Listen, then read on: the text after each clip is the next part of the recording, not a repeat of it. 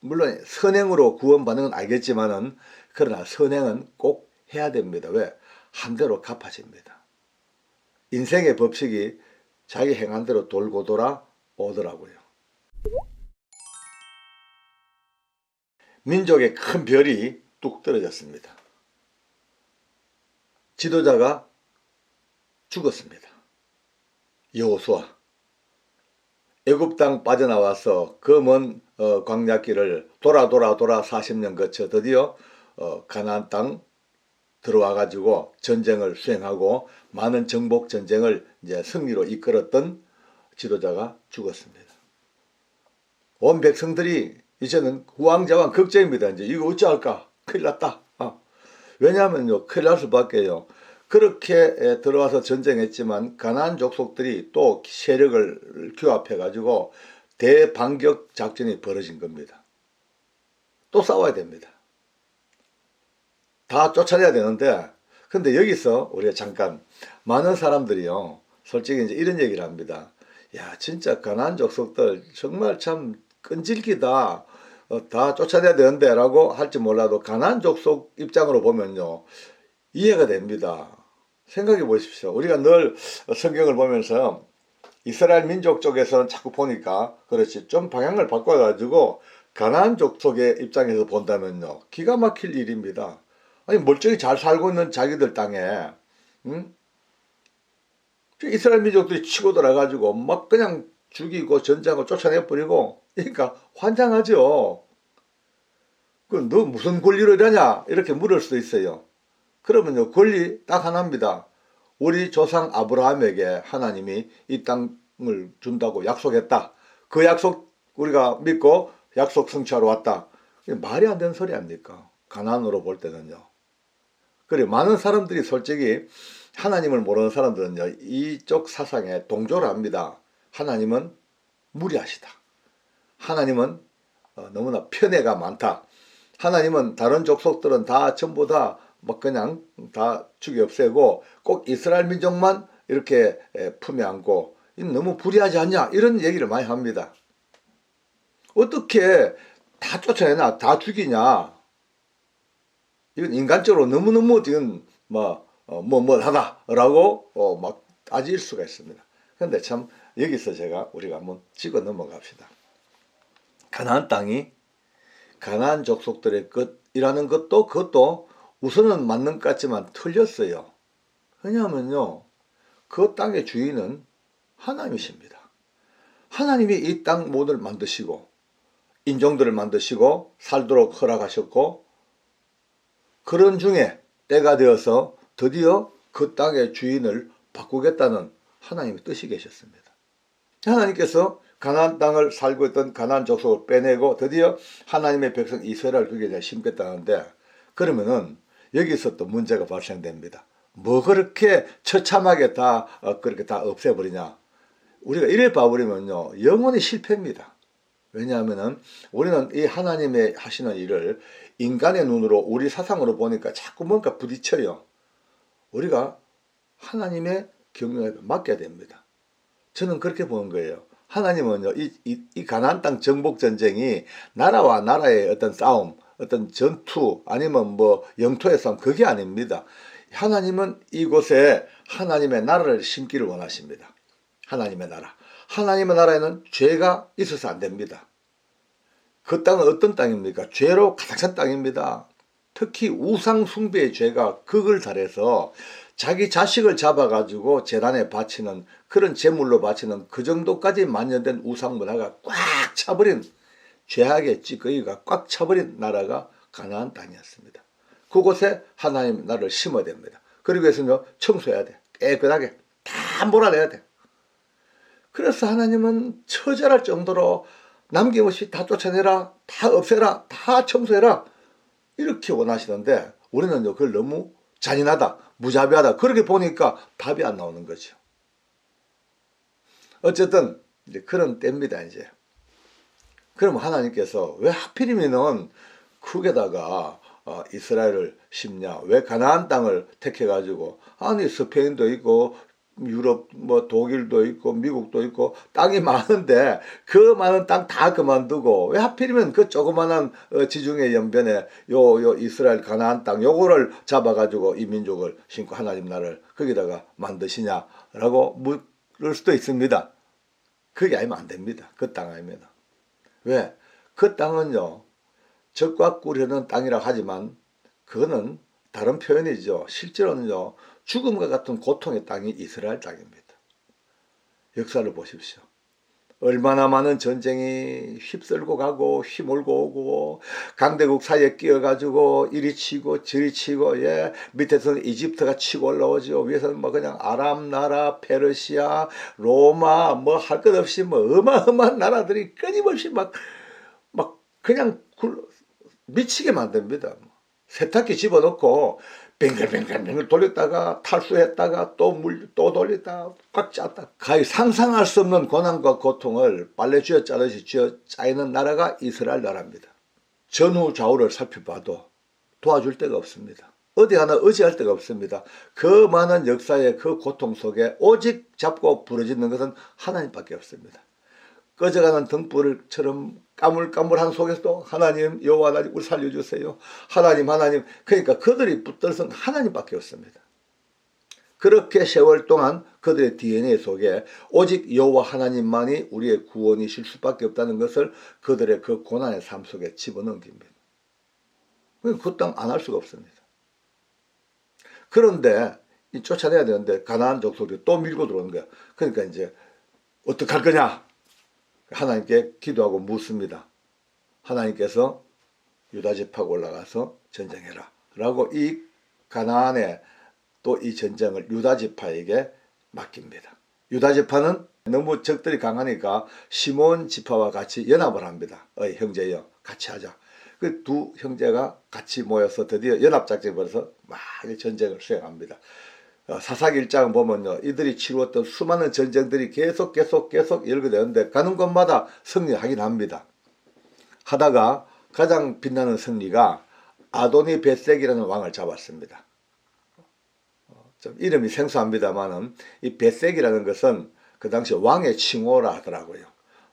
이집트의 바로 그 다음에 뭐 로마의 가이사 이래 하듯이 벳색이라는 것은 그 당시 그 지역의 왕이 아도니의 벳색이에요. 벳색을 잡았어요. 사로잡았어요. 딱 잡아가지고 세상에 엄지손가락과 엄지볼가락 다 잘라버렸어요. 근데 알고 보니까 그 당시에 포로를 잡으면 아주 뭐 별 볼 일 없는 포로들은 노예로 쓰고 좀 지도자급이고 아주 위험한 포로들은 죽여버리고 그 중간쯤 좀 그래도 죽이게 못하고 또 그냥 두기 못한 포로들은요 이 자르는 거예요. 발가락도 잘라 엄지볼가락. 왜냐하면은 이걸 잘라버리면은 이게 없으면은 칼을 못 들죠. 칼을 못 써. 또 엄지발가락 두 개가 없으면요 달리기도 못해요. 그러니까 아예 무용지물의 인간을 만드는 것이 바로 이 풍습이었습니다. 이 아도니 벳색이 잡혀서 딱 끊어버렸어. 그러니까 그가 한탄을 합니다. 여기에 인생에 참 깊은 의미가 들어있는 한탄을 합니다. 벳색이 그럽니다. 이야, 참 인생 별거 아니네. 참 살다 보니 돌아 내가 한 짓을 내가 다 당하네. 정말 참 내가 옛날에 말이야 잘 나갈 때 내가 굉장한 권세가 있을 때 크고 작은 왕들 70명을 잡아다가 전부 엄지손가락 발가락 다 끊고 한 군데 모아가지고 집단 수용해놓고 내가 먹는 상에서 떨어지는 그 남은 밥짓거러기 그거 던져주고 미국을 살린 때가 어제 같았는데 오늘 내가 이 일을 당하네 라는 그 한탄이 성경에 나옵니다. 그러니까 이 글을 하나 보더라도 우리가 예수 믿고 사는 사람들 물론 선행으로 구원받는 건 알겠지만은 그러나 선행은 꼭 해야 됩니다. 왜? 한 대로 갚아집니다. 인생의 법칙이 자기 행한 대로 돌고 돌아 오더라고요. 아도니 벳색을 통해서 오늘 많은 것을 한번 생각을 해봅니다. 어쨌든 이제 종횡무진 산지 남방 막 그냥 평지 가나안 족속들을 막 전투를 벌립니다. 오늘 여기에서 갈렙이 등장합니다. 위대한 우리의 호프. 제 신앙의 롤 모델, 85세가 되어도 저 산지를 내게 달라고 외쳤던 그분이 등장합니다. 해가지고 기라세베를 이제 정복해야 되는데 너무 난공불락의 성이에요. 그러니까 외칩니다. 누구든지 저 세벨 성을 정복하는 자는 내 딸 악사를 주겠다라고 선포를 합니다. 아마 굉장한 미인인 것 같았어요. 왜냐하면은 목숨을 걸고 정어 성을 탈취할 정도까지의 가치가 있는 여인이기 때문에 그러셔요. 웬만한 여자 같으면 생명 걸겠습니까? 그러니까 이제 젊은이들이 와 하고 올라가서 그 성을 치겠죠. 근데 그 성을 정복한 이가 바로 갈렙의 조카 온니엘이 그 성을 정복을 합니다. 사촌이죠, 사촌. 요즘 같으면 숭실어를 할지 몰라도 그 당시에는 사촌 간 결혼은 아무 관계 없는 그런 때였습니다. 드디어 그 온니엘이 성을 정복하고 악사와 결혼을 시켜줍니다. 참 여기서 오늘 저는 또 재밌는 인생의 이야기를 봅니다. 그가 이제 신혼집을 꾸려서 저 남방으로 가서 이제 악사가 갑니다. 갈 때 땅을 얻었어요. 온니엘이 남방의 네게브 땅을 많이 줬는가 봐요. 그런데 가다가 그 딸이 악사가 나귀에서 딱 내려. 요즘 말하면 차에서 문 열고 딱 내리니까 참 안된 마음으로 딸 보내는 마음이 어떻습니까? 저도 딸 시집 보내봤습니다만은 참 기쁘고도 슬프고 안타깝고 애처하고 수많은 감정이 교차되지 않습니까? 보다가 너 왜 내리니? 하니까 악사가 아버지 땅은 주셔서 고마운데요. 땅은 주셔서 너무 감사한데 근데 그 땅이 너무 메마르지 않습니까? 샘물이 하나 있어야 되겠습니다. 샘 하나 주세요 라고 얘기합니다. 그 당시에 샘은요 진짜 가치가 어마어마했다더라고요. 그 광야에서 샘 하나 갖고 있는 건 요즘 말하면 강남에 10층짜리 고급 빌딩 하나 있는 거와 마찬가지라더라고요. 그러니까 악사가 그 강남 빌딩 하나 달라고 요청을 한 거예요. 샘물. 그러니까 이 딸바보 아버지가 샘물? 그래 줘야지. 근데 야, 네 윗샘도 주고 아랫샘도 줄게. 그 두 개를 다 줄게 라고 덥석 얘기하는 이 갈렙의 모습을 보면서 그 연세 드신 갈렙 아저씨의 그 할아버지의 딸 사랑하는 마음이 제 마음에 팍 느껴지더라고요. 어쨌든 그 이후로도 끊임없이 이제 정복전쟁 계속됩니다.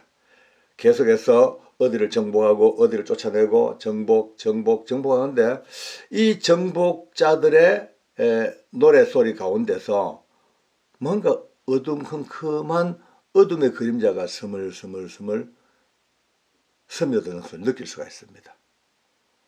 쫓아냈는데 이겼는데 항상 그 뒤에 꼭 따라붙는 것이 다 쫓아내지는 아니하였더라.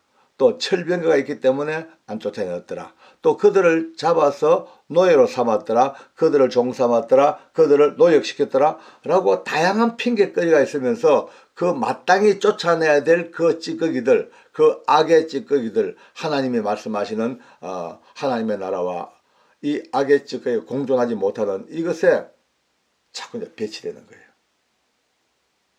결국은요, 여호와의 사자가 등장합니다. 어떤 식으로는 모르겠습니다. 아마 분명히 그 당시에는요, 불을 막 가정과 동반하는 그 능력으로 나타났을 거예요. 그러면서 책망합니다. 내가 너희들에게 언약했지 않냐? 내가 너희 이렇게 해서 이 가나안 땅 너희에게 주고 하나님의 나라를 이루겠다고 약속했지 않냐? 그런데 너희들에게 요구한 명령을 왜 안 지키냐? 이 땅의 거민들하고 이 땅에 살고 있는 이 죄악에 가득 찬 이 인생들하고 언약도 조약도 맺지 말고 결혼도 하지 말고 그들과 한테 같이 합하지도 말고 철저하게 다 쫓아내고 그들의 남겨진 것들이 두고 봐라. 너희 옆구리에 가시가 될 거야. 가시가. 그의 단을 다 무너뜨리고 모든 우상의 재단을 다 무너뜨려 했는데 그것을 그냥 방치하고 용납하니 그 우상들이 너희의 올무가 될 것이다 라고 얘기를 합니다. 근데 참 희한한 것은요, 이렇게 변질된 인생들이 하나님의 이 한마디에 또요 울어요. 또 울어요. 그리고 제사를 지내요. 하나님 앞에. 웬만한 민족 같으면 한번 돌아서면요 아예 아이고 듣기 싫어 하면 우리 길로 가겠어. 근데 이 민족은 개판 치다가도 엉뚱하게 가다가도 하나님 명령을 어기다가도 딱 어떤 것이 주어지면요 또 울고 또 회개하고 또 돌아와요. 오뚜기처럼. 이게 정말 알고 보면요 이게 은혜입니다. 하나님께서 이런 민족을 사용하시는 겁니다. 그래야만이 기어이 이들이 죄 가운데 있다가도 또 돌아오고, 잠시지만 또 회개하고 또 죄 가운데 빠지고 또 돌아오고, 이 많고 많은 이 영역의 세월을 거쳐 쥐어짜면서 기어이 그들을 통하여 하나님의 메시아를 보내신단 말이에요. 그 메시아를 품은 민족이 이 민족입니다. 그래서 오늘 우리는 그 옛날 가나안 전투에 흙먼지가 있는 그 광야, 그 산지, 그 이야기를 우리가 듣는 것 같지만 이제 다시 한번 건너뛰어서 오늘 우리를 봐야 됩니다. 마찬가지입니다. 똑같은 역사가 반복됩니다. 오늘 우리들의 삶 속에도 주님을 믿고 기도하고 정결케 산다 하지만은 하루 살다 보면 얼마나 많은 찌꺼기가 우리 안에 들어와. 빨리빨리 털어내야 되는데 이거를 그냥 두면 방치하면 별것 아닌 가시 하나가 결국은 옆구리를 찌르는 가시가 되고 우리에게 올무가 된다는 사실을 안다면은 날마다 회개하고 날마다 돌아보고 정결케 하고 내 자신을 성결케 만드는 일에 집중하지 아니하면 오늘 이 엄청난 역사를 다시 우리가 반복한다는 걸 생각한다면은 오늘부터 다시 한번 역사 속에서 나를 보고 지나간 세월 속에서 오늘을 보는 지혜가 있기를 바랍니다. 인간 역사가 시작된 이후로 수많은 나라들이 세워지고 사라지고 그렇게 반복되어 온 건 우리가 잘 알죠. 근데 그 중에서 가끔 어떤 나라가 큰 힘을 가지고 위대한 지도자를 만나서 점점 다른 나라들을 정복해 가면서 영토가 커져 대제국을 이룬 나라들이 들어들어 있습니다. 근데 오늘 우리가 같이 한번 들여다봐야 될 이 제국은 페르시아 제국입니다. 이 제국은 재미있는 이야기거리가 너무 많고 또 신비로운 제국이었고 그 힘이 얼마나 컸던지 온 중동을 확 휩쓸고 모든 나라들을 전부 정복해가지고 어디까지 지중해 연변까지 싹 다 정복했습니다. 이제 그렇게 정복된 나라 중에 한 나라가 있는데 이 나라에 그냥 다 막 성읍이고 뭐고 다 파괴해버리고 초토화를 시켜놓고 이제 포로로 끌고 가고 그렇게 비참한 멸망을 맞은 나라의 후손이 페르시아 내에서 자랍니다. 공부도 많이 하고 또 부모들이 열심히 살아서 아주 부도 많이 축적했나 봐요. 어쨌든 포로민이었지만은 그의 재능과 그의 모든 심성이 다 인정받아서 드디어 궁궐에서 점점점 성장해가지고 어디까지 갔냐? 이 사람의 직책이 최고로 중요한 왕의 바로 곁에서 측근에서 모든 음료와 술을 직접 공급하는 이런 위치에까지 갔습니다. 우리는 볼 때 뭐 술 맞고 뭐 떡들이고 뭐 이건 뭐 시시해 보이지만은 이거 아닙니다. 진짜 이거는 왕이 가장 총애하고 가장 믿을 수 있는, 쉽게 말해서 그 당시에 왕권은 파리목숨입니다. 막 그냥 형제가 아니고 아버지고 아들이고 삼촌이고 없습니다. 그냥 막 왕권을 위해서는 막 그냥 암살하고 죽이는 그런 시대이기 때문에 특별히 독극물에 대한 그 암살이 제일 많았죠. 그러니까 왕이 먹는 음식, 왕이 먹는 술, 이거는 누구보다 관리가 잘 돼야 됩니다. 그래서 옛날 우리 궁중에서 보면은 그 상궁들이 먼저 먹어보기도 하고, 왕에게 드리는 거는 먼저 먹어, 아니면 은수저로 휘쳐서 가지고 독이 있나 없나 검사하고 왕에게 드리는, 이거와 마찬가지로 그 당시에 이 술을 직접 맡아서 왕에게 드리는 이 직책은 최고의 신복이 아니면 안 되는 그런 자리에 있었습니다. 근데 이 사람이 참 애국자입니다. 자나깨나 조국 걱정입니다. 천만리 머나먼 땅에 황폐해지고 다 버려지고 다 멸망당한 그 자기 조국에 대한 아픔 때문에 늘 가슴이 찡한 이런 애국자입니다. 가끔씩 거기서 온 사람들을 이야기를 듣습니다. 사촌도 오고 친구도 오고 오겠죠. 여기 들으면 어떠냐? 제일 먼저 묻는 게 조국의 안부입니다. 내 조국이 어떻게 됐냐? 하나같이 드리는 이야기가, 날이 갈수록 더 처참해지고 황폐해지고 누구도 돌아보지 아니하고 이제 그곳은 도저히 사람 살 만한 곳이 못 될 정도로 비참하고 성은 다 깨져버리고 성문 다 불타버리고 황폐해서 도저히 이거는, 그러니까 그런 얘기를 들을 때마다 마음이 더 아픈 거예요. 그러니까 이제 너무 괴로우니까 나름대로 이제 기도를 합니다. 어떻게 하면 좋을까 하다가 이제 결심이 섰나 봐요. 그러니까 울다가 가슴을 치다가 금식까지 합니다. 금식하면 사람이 바짝 마르잖아요. 금식까지 하고 그 기도 제목이 내가 왕에게 은혜를 입어서 내 요구 조건이 왕이 허락할 수 있도록 해달라는 그런 기도 제목을 가지고 기도하고 드디어 때가 되어서 왕 앞에 나갔습니다.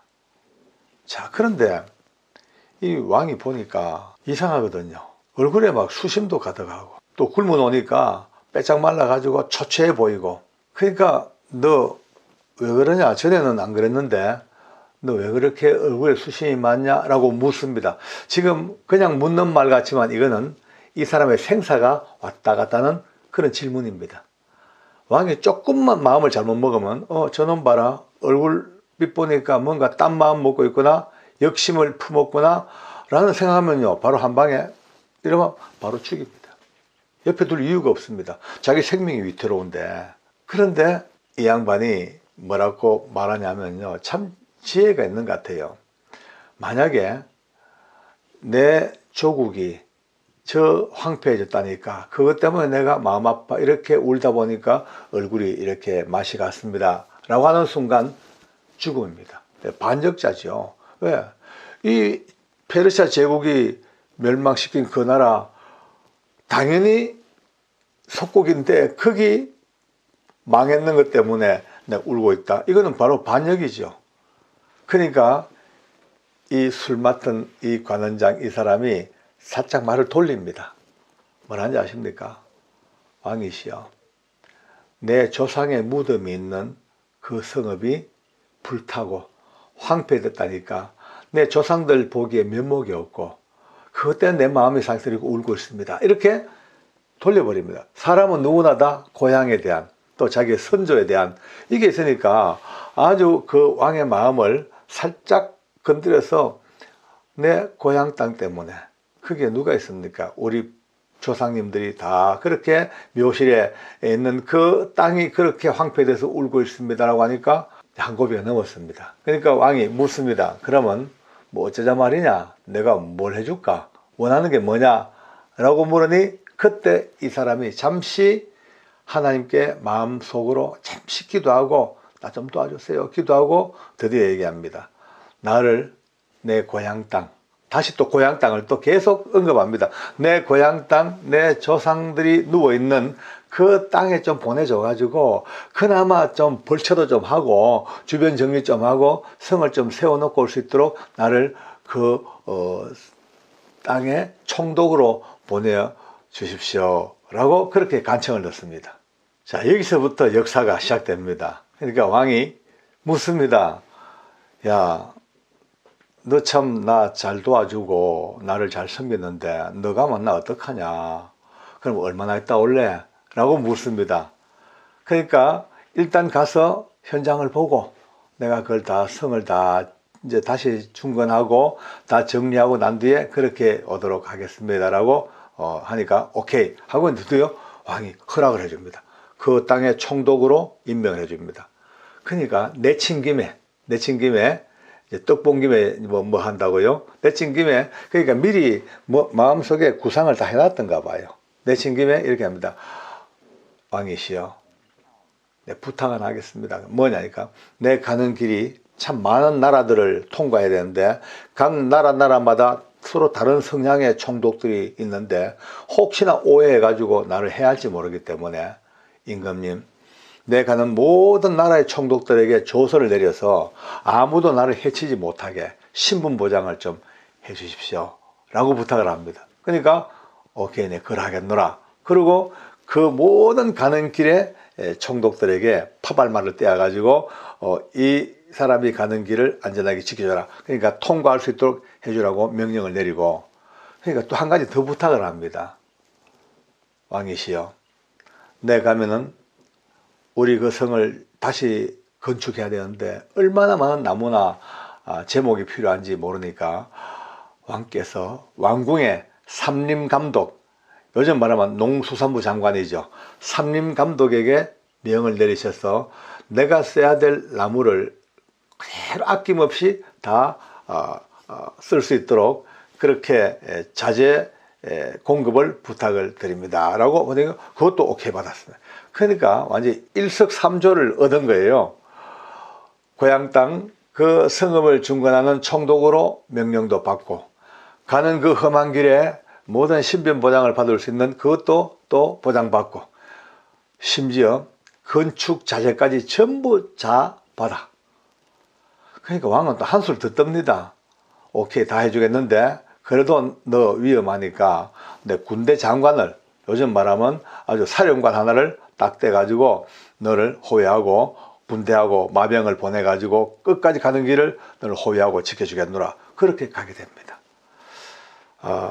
얼른 보면은 그냥 있을 수 있는 일 같지만은 이거는 하나님의 손길이 아니면 답이 안 나오는 고대 그 당시 사회, 지금부터 무려 2500년 전 이야기입니다. 우리나라의 철기 시대가 겨우 시작되는 바로 그때입니다. 근데 벌써 여기는 이 정도까지 앞서가는 역사의 진짜 참 무서운 간격입니다. 그죠? 그렇게 군대 장관의 호위를 받고 모든 통행에 문제없이 도착 드디어 했습니다. 이제 그 땅에. 자, 도착해 보니 문제는 또 있습니다. 왜냐하면 어디 가도 역적 도당들은 있기 마련입니다. 아주 안 좋은 인간들은 있습니다. 그러니까 이 성을 둘러싼 다른 나라들 있죠. 몇 가지 나라. 이걸 보면 언제나 볼 때마다 이 나라 보면 고소하게 생각합니다. 옛날에 태양이 지지 않을 정도로 아름다웠던 나라, 그 나라가 다 폭삭망해가지고 완전 황폐화되어 있으니까 그 볼 때마다 고소합니다. 아주 고소하고, 아이고 옛날 너것들 떵떵거릴 때 눈꼴 시러웠어, 이제 이런 마음으로 보고 있었는데, 이제 들리는 소문이 이 성을 중흥시킬 사람이 오고 있다는 말을 듣는 순간부터, 그때부터 이들이 이제 근심하기 시작합니다. 어떻게 하면 방해 공작을 펼쳐서 이 땅이, 그 땅이 중건되지 아니하고 그냥 황폐화된 채로 그냥 던져 놓을까? 이것이 이들의 이제 생각이니까 드디어 일행이 도착했습니다. 도착해서 3일 동안 그냥 꼼짝없이 방 안에서 여러 가지 생각을 합니다. 그리고 3일쯤 지난 뒤에 야밤에 아무도 몰래 최측근 몇 사람을 싹 불러놓고 그 성을 순찰해 봅니다. 하나하나 살펴보고 어떻게 할 것인가에 대한 이제 로드맵을 짜는 거죠. 근데 기가 막힙니다. 가니 보는 것마다 전부 황폐하고 잡초는 우거졌고, 심지어 좁은 길을 가면요 얼마나 다 무너졌는지 도대체 말도 못 지나갈 정도로 다 그냥 무너져 버린 그 땅을 보면서 얼마나 울었는지 모릅니다. 그리고 나름대로 다 계획을 짜고는 며칠 뒤에 백성들을 불러 모읍니다. 남아있는 백성들을 다 불러 모아놓고 이제 그가 총독이 일장연설을 합니다. 봐라, 지금 이 여러분들 당하고 있는 이 공경은, 이 아픔은 눈으로 떡 보고 직접 체험하고 있는 바가 아니냐. 이 비참한 꼴, 우리가 지금이라도 힘을 내어서 이 성을 건축하자. 다시 건축해서 다시는 이런 수치를 당하지 말자. 역사상 위대한 말을 합니다. 다시는 수치를 당하지 말자. 다시는. 이 말에 드디어 오랜 세월 동안 무기력하고 패배의식에 젖어 있고 아무것도 할 수 없는 절망에 빠졌던 이 백성들이 드디어 이 위대한 지도자의 이 음성 앞에 힘을 내기 시작합니다. 맞다, 하자 하고 드디어 모입니다. 모이니까 이미 이 총독이 세세하게 업무 분담을 다 했습니다. 어느 지파는 어떤 일을 하고, 너희는 성벽을 쌓고, 너희 문중은 도로를 닦고, 너희 문중은 성벽을 만들고, 너희 문중은 문고리를 만들고, 작은 거 하나부터 큰 것까지 모든 것들 업무 분담을 다 해가지고 드디어 백성들이 일사불란하게 드디어 성벽을 쌓고 문짝을 달고 도로를 닦고 시작합니다.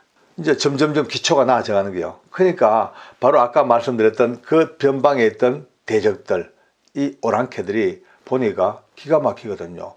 지금까지 긴 세월 동안 완전히 초토화가 돼가지고 전부 다 자기들끼리 근근히 그냥 연명하고 살던 이 민족이 드디어 힘을 내가지고 뭔가 움직이니까 매일처럼 몰려와가지고 비아냥을 놓고 심리전을 펴니다. 너 뭐하냐 너희들, 너 하는 짓이 웃긴다. 그거 다 썩어 빠지고 불타버린 흙더미 속에서 뭘 할 건데. 또 이제 성벽을 쌓으니까 그 벽 쌓을 필요 없다. 그거 쌓아봤자 뭐하냐. 거기에 내가 하는 거 보니까 여우새끼 한 마리 올라가도 와르르 무너질 건데 뭐 쌓냐라고 끊임없이 이제 비아냥을 놓고 막 그냥 아주 비속한 말로 야지를 놓기 시작합니다. 그래도 꿋꿋하게 귀를 막고 일합니다. 근데 점점점 올라가니까 이제 안 되겠다 싶거든요. 그래도 불구하고 점점 더 성이 높이 쌓여가고 성곽이 만들어지고 문을 닫기 시작하고 하니까 이제 이 대적들이 이래가 안 되겠다. 이 심리전으로 안 되겠다. 직접 무력 행사를 해가지고 우리가 군사를 몰고 와서 저 하는 작업을 전부 다 부서뜨리고 성벽을 무너뜨리고 일하는 놈들 다 죽여버리고 그렇게 하자라고 드디어 작전회의를 마치고 군사를 모집합니다. 이 소문이 총독의 귀에 들리고 백성들 귀에 들린 거예요. 그러니까 다시 그들도 대비책을 세웁니다. 이 총독이 자기들 수하에 있는 이 많은 사람들, 자기 백성들을 반으로 딱 가릅니다. 반 가려서 반은 열심히 일하고 반은 갑옷을 입고 창을 들고 활을 들고 방패를 들고 그들을 지켜주기 시작합니다. 일하면서 싸우고 싸우면서 일하고 어디선가 옛날 들어본 이야기였죠. 그죠? 우리나라도 옛날 일하면서 싸우고 싸우면서 일하세요. 정말 그런 시대가 있었습니다. 우리나라의 향토외부군이나 아니면 민방위대의 효시로 좀 봐도 아마 과언이 아닐 거예요. 어쨌든 이들은 일하면서 대비하고 싸우고 또 때가 되면 또 교대하고 병사들은 일하고 또 지키고 심지어 열심히 일하는 이 일꾼들마저도 칼을 차고 우리가 많이 본받아야 될 것 같기도 합니다. 지금 그렇게 점점 이제 올라갑니다. 그러니까 이 대적들이 쳐들어오질 못해요. 와보려 보니까 이미 대비책을 딱 갖추고 막 목숨 걸고 싸우자는 이 군사들이 있으니까 감히 어떻게 못하고 그냥 성이 점점 올라갑니다. 이제 문제가 또 있습니다. 그러니까 문제는 늘 있습니다. 외적의 침입은 일단 막았는데 내부적인 문제. 너무나 오랜 세월 동안 피폐한 삶을 살다 보니까 먹을 게 없고 돈이 없으니까 이제 그들 중에서 좀 장사 깨난 사람들은 장사하기 시작하고 그러니까 점점 빈익빈 부익부 가진 층과 못 가진 층이 딱 갈라지니까 이 못 가진 사람들은 집 저당 잡혀 토지 잡혀 집에 있는 좋은 물건 다 잡히고 돈 어디다가 써 이자 못 내면은 또 딴 것 또 줘야 돼 이런 식으로 갈수록 이 경제 구조가 엉망진창이 되어 있습니다. 이제 열심히 일하고 싶어도 먹고 살 길이 막막하고 장래가 안 보이니까 전부 다 힘이 쭉 빠지니까 총독이 어느 날 이거 안 되겠다 싶으니까 다 불러 모아놓고 또 일장 연설을 시작합니다. 우리가 지금 이렇게 무너진 땅을 다시 이제 세우고 있고 그나마 우리 민족이 살 길을 찾았는데 지금 이것 때문에 다시 우리가 죽어서 되겠냐. 많이 가진 자들 남의 땅을 잡히고 동산 부동산 다 저당 잡은 여러분들 이제 좀 기득권을 좀 포기하자. 이자 받지 마라. 지금 이 판에 이자까지 받고 어째 할 거냐. 그 다음에 저당 잡힌 거 정말 큰 마음 쓰고 돌려주고 혹시 빚진 거 있으면 탕감해주고 이렇게 우리가 민족이 살아야 되지 우리가 이것 가지고 있는 동안은 우리가 살 수가 없다 라는 이 간절한 호소 앞에 많은 가진 자들이 맞아 그러고 드디어 이 총독의 권유를 따라서 빚을 탕감해 주기도 하고 이자를 안 받고 저당 잡힌 거 다 돌려주고 이렇게 하여서 드디어 외적 내적의 새로운 부흥이 일어나기 시작합니다. 이 놀라운 부흥의 그 열기를 가지고 드디어 힘을 모아서 성읍이 건축되어지고 성벽이 다시 쌓여지고 성문이 달려지고 정말 이제는 탄탄한 모습을 갖추었어. 그게 12년 동안 총독이 일을 봅니다. 총독으로서의 일을 12년 동안 왕궁에 있었으면요, 왕 옆에서 얼마나 맛있는 거 많이 먹고 걱정 없이 먼 길 왔다 갔다 할 것도 없고, 대적들 그 대적들이 그 12년 세월 동안 이 총독을 죽이려고 4번씩 협상 좀 하자, 나오느라 그때마다 자객을 심어놓고, 근데 그때마다 눈치를 채고 다 빠져나와. 마지막 5번째는 또 뭐라는지 압니까? 편지를 보내. 그 편지에다가 봉함하지 아니하고 오픈된 채로 보내. 누구든지 다 보라고. 거기는 이제 총독이 역모를 꾀한다, 이 성을 건축하고 페르시아 제국으로부터 독립하려고 역모를 꾀한다는 이런 음해까지 다 해가지고 5번에 걸친 그 엄청난 위기도 다 넘기고 12년 동안을 백성들을 탄탄하게 묶어서 드디어 아름다운 백성들을 만들어 갑니다. 그리고 12년 후에 다시 본국으로 들어갑니다. 왕을 뵈러. 왕이 얼마나 반가웠겠어요. 나 기다렸다, 왜 그래 오랫동안 안 왔냐 했겠죠. 근데 그 왕과 보고를 다 마치고 딱 1년 있다가 다시 돌아옵니다. 왕이시여, 다시 돌아오게 하시옵소서. 다시 저를 총독으로 보내주십시오. 그 부탁을 들었던 왕이 또 보내줍니다. 그 돌아와서 그는 이번에 놀라운 일이 벌어집니다. 다시 돌아온 그 땅에서 이제는 내적으로 해이해진 모든 생각을 다시 한번 이렇게 세우고, 무너진 도덕, 윤리, 여러 가지 법들을 재정비하면서 정말 이제는 내적, 외적으로 새롭게 갱신하는 놀라운 지도자의 모습을 우리에게 보여주면서 드디어 이 민족이 새로운 나라를 만들어가는 기초를 놓기 시작합니다. 지금부터 2400~500년 전 저 먼 페르시아 제국이 지배했던 그때에 지중해 연변에 있는 유다 땅에서부터, 유대에서부터 포로되어 왔던 이 민족의 새로운 출발점이 이 위대한 지도자를 통하여, 애국자를 통하여 오늘 준비되고 있습니다. 비록 우리와 관계없는 옛날 이야기 같지만 오늘 우리 민족이 누구 하나를 탓하기 전에 오늘 영상을 보는 우리 모두 다도 지금부터 이 나라와 민족을 사랑하는, 백성을 사랑하는 이 사람의 마음이 우리 속에 다시 한번 전이되어져서 이 모양 저 모양 같이 엮여져 가면서 우리 대한민국이 멋지고 아름다운 나라로 다시 한번 비약하는 그런 기초가 있어졌으면 참 좋겠습니다. 오늘 이 총독의 이름은 너무나 잘 아는 느헤미야라고 하는 사람입니다. 페르시아의 아닥사스다 임금과 함께 그의 총애를 받던 그가 이렇게 놀라운 부흥을 이루는 데 쓰임받는 이 역사를 오늘 들으면서 성경 느헤미야서를 꼭 읽어보시기를 권장합니다. 오늘도 귀한 산책길에 같이 오셔서 너무 감사합니다. 또 다음에 뵙겠습니다.